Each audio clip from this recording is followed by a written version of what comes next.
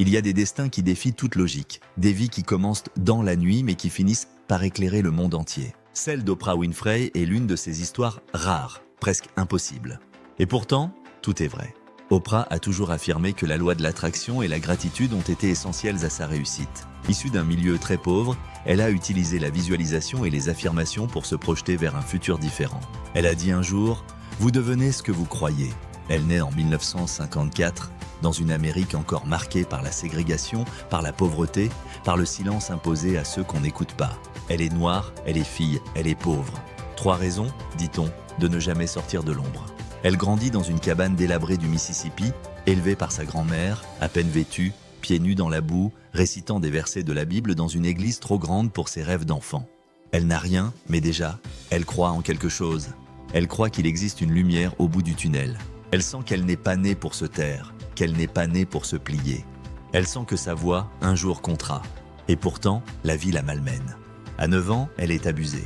À 14 ans, elle tombe enceinte. Elle perd son enfant peu après la naissance. Elle connaît la douleur, le rejet, l'humiliation. Elle change de foyer, de famille, de ville.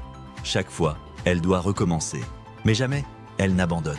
Car dans le tumulte, une idée ne cesse de brûler en elle. Je suis faite pour plus grand. Je ne suis pas mes blessures. Je ne suis pas mes échecs. Je suis ce que je choisis de devenir. Et ce choix, elle le fait. Jour après jour, minute après minute. Elle se lève, elle lit, elle apprend. Elle parle comme si elle s'adressait déjà à des millions de personnes. Elle imagine, elle ressent, elle visualise. Pas un jour ne passe sans qu'elle ne voie, dans son esprit, une vie meilleure que celle qu'on lui a donnée. Et peu à peu, cette vision devient sa boussole. Elle obtient une bourse d'études.